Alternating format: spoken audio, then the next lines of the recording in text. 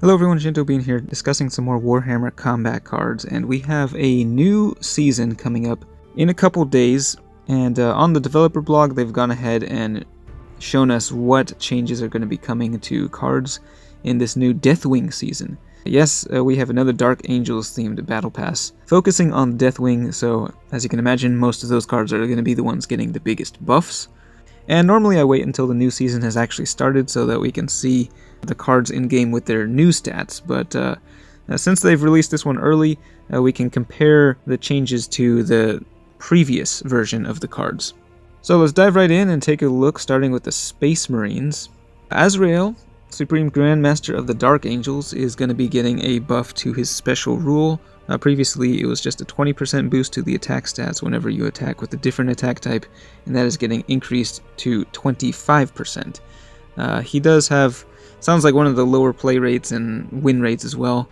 I myself have not really used him at all. He's very weak, despite being a pretty expensive card at 43 points. He has very little health, and there's really no reason to use him above any of the other Space Marine Warlords, so he definitely was needing a buff.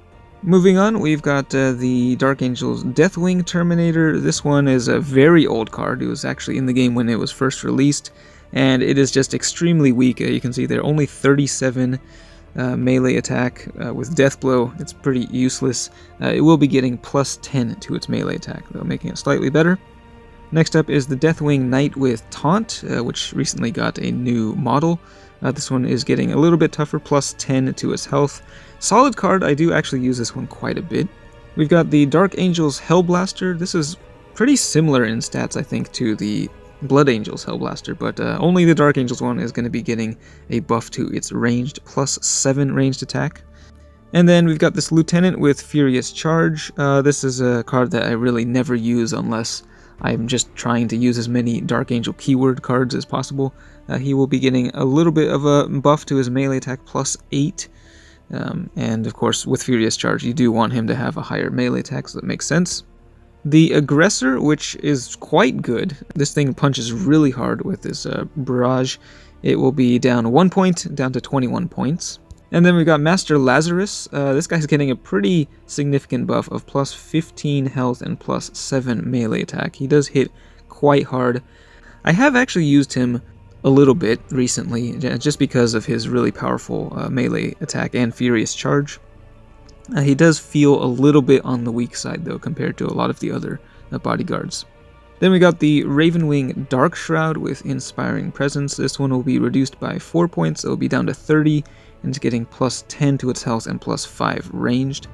And then we got the first of several key nerfs to cards that have been overperforming. So Astorath the Grim, this guy is absolutely bonkers at the moment. Definitely one of the strongest Space Marine cards in the game, I think, at max level in particular. Like, mine is at too low of a level to be much use, but you can see here, insanely powerful, Fear and Furious Charge, but he will be getting a nerf to his health, so minus 20 wounds and then minus 10 to the melee. He's still going to be plenty strong at max level, but at least toned down a little bit, which is good to see. Moving on to the Eldari. So we've got the Wraith Guard. This guy is getting some of his upgrades switched around, so he's going to have less melee but more health and ranged, and also getting plus 5 to his ranged and melee attack, actually. So just overall a little bit stronger. This is still one of the toughest ranged units for its cost. Very tanky. So I do actually use it from time to time. Will be a little bit better this season. We've got the Warwalker. Now this one has been adjusted many times in the past, both getting buffed and nerfed. This season it will be getting buffed again, so it's going to go down to 22 points. It's getting a bigger ranged attack, plus 10 to its ranged and minus 4 melee, but one of its melee upgrades will be changed to ranged as well. So at the moment this thing doesn't really compete so well, at least compared to the Shroud Runner. It's far inferior, but after the changes go live, this thing is definitely going to be a much more important piece to ranged decks. And then we've got Yvraine, who has Inspiring Presence, which is important in a Psychic deck, but she's always felt like she's had a pretty weak Psychic attack, so she is getting plus 10 to her health and plus 15 Psychic, so she'll be hitting quite a bit harder. And then we got another nerf to this extremely overpowered card. The Crimson Hunter will be getting -15 to its ranged attack. Again, it's still plenty strong, but toned down a bit. Moving on to the Necrons, we've got the 7-point Immortal with Precision Shot. This one is getting +5 to its ranged attack. Then we got the Locust Destroyer, not really that great of a card, but it is getting +10 to its health and +4 to its ranged attack. And we got the Canoptech Spider, one of many Medicae cards now, but this one will be getting a little bit cheaper, down to 18 points. Moving on to Tau, we've got the Grav Inhibitor Drone, which debuffs melee and has Outflank. This one is going to get reduced down to 2 points, so it will become the cheapest Tau bodyguard. It's also getting 15 less health. Never really used this one, I'm not sure. I guess maybe we'll see if there's space for it in a deck, but yeah. Not really the greatest card ever. We got the Red Crisis Battlesuit, which will be getting +8 to its ranged attack. And a pretty big change to the Razor Shark Strike Fighter. It's going to be going up 9 points, so it'll be up to 30 points, but it's getting +50 health and +25 ranged. It's going to become a pretty expensive aircraft with Outflank, which is not really the greatest trait on a pricey card like that, but yeah, it'll be interesting to see how it fits into the decks now. We got another very overpowered card, Long Strike, who is getting nerfed, so he's also getting -15 to his ranged attack, which is good to see. I have been using him more recently now that I've gotten him to a high enough level that he just is ridiculous, but yeah, he'll still be pretty strong, I think. Moving on to Servants of the Emperor, we've got the Hospitaller with Medicae. This is a 8-point Medicae card, so this is the one that I never really use. I always opt for the 4-point one. But this one is getting reduced down to 6 points and also getting a buff to its melee, so that will make it quite a bit more usable. The Rattling Twins are getting a buff, so +5 to their health and +10 ranged. And then we got a pretty new Custodes ranged unit with Precision Shot here. This one I still only have at level 2, but it's getting a pretty significant buff of +5 health, +15 ranged, and +5 to its melee. And then finally for Servants of the Emperor, Celestine is the one getting a big nerf here, -30 health. She is definitely a very strong card with Endless, just coming back with a massive amount of health, very difficult to remove. So she will be slightly less tanky this season. Moving on to Chaos, we got another very old card here, the Zangor Shaman, who is getting +10 to his health and +11 psychic. Then we got Volgrar, Thrice Cursed. He has Death Blow currently, but that is going to be changed to Fear, so he's going to be much more tanky. Regeneration and Fear, definitely going to make him more difficult to remove. He will be getting a massive nerf to his health, so -50 health, but still overall with the Fear and Regeneration, he is still going to be very much a tank, and he's also getting his points reduced down to 30.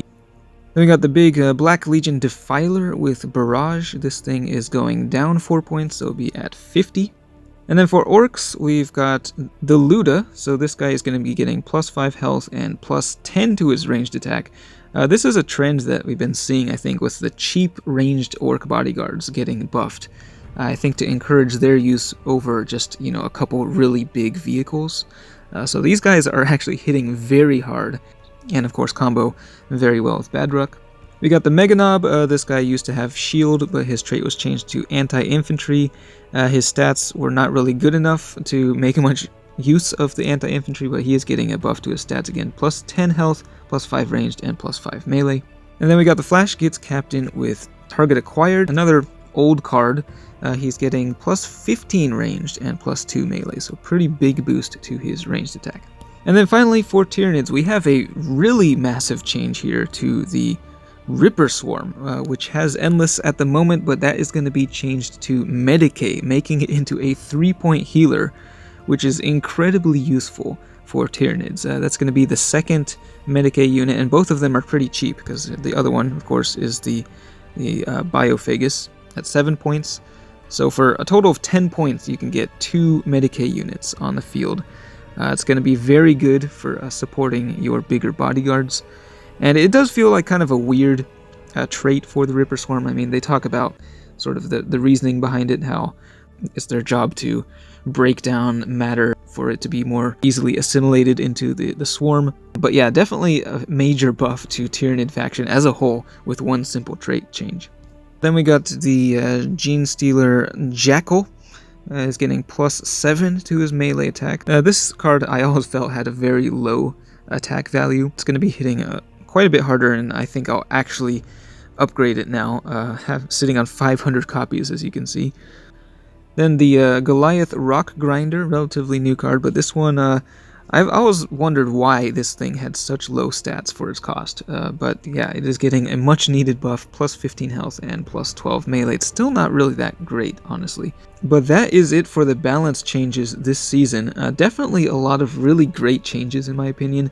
I think this is one of the most impactful balance passes we've seen in a very long time. So let me know what you think of these changes and how it will change up your playstyle. Looking forward to trying out a few new builds myself in the new season, but that's it for this one. Thanks for watching, and I will see you next time.